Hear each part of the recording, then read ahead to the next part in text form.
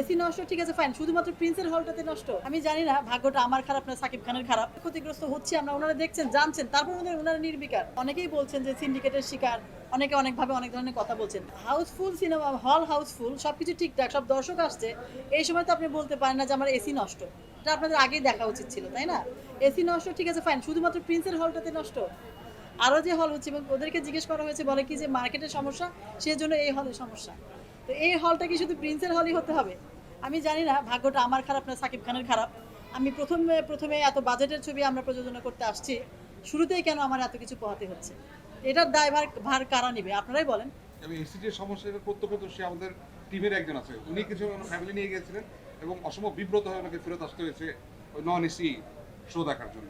হ্যাঁ, আমি একদম যখনই শুনেছি আমিও কথা বলেছি, বলছে যে দেখছি পর্যন্ত শেষ, তারপর আর কোনো কথা হয় নাই। সমস্যা হতে পারে, এটা কিন্তু আমি মানে কর্তৃপক্ষকে বলছি না যেটা ওনারা ভুল বলছেন, সমস্যা হতে পারে। কিন্তু আমার কথা হচ্ছে যেখানে 3টা ছবি শো চলছে, সেখানে একটা শো কমিয়ে দিয়ে আমারটা দেন, সেটা কি করা উচিত কিনা? একটা মানুষ মানে কিভাবে ক্ষতিগ্রস্ত হচ্ছে আমরা, ওনারা দেখছেন জানছেন, তারপর ওনারা নির্বিকার। এটা কেন আমি সহ্য করবো? এটা কেন আমার মেনে নিতে হবে?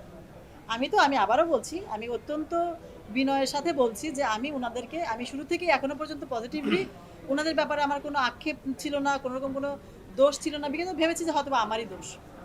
তারপরেও আমার কথা হচ্ছে, অনেকেই বলছেন যে সিন্ডিকেটের শিকার, অনেকে অনেকভাবে অনেক ধরনের কথা বলছেন। সিন্ডিকেট যদি হয়, সেটা কি আমার জন্য সিন্ডিকেট? আমি কেন সেটা সহ্য করব?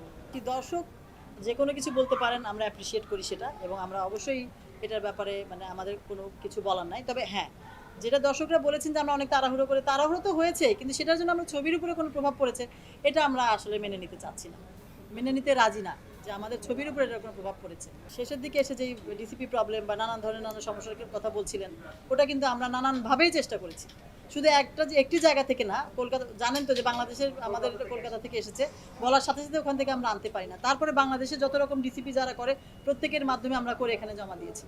সবারটা যদি চলতে পারে, তা আমারটা কেন চলছে না?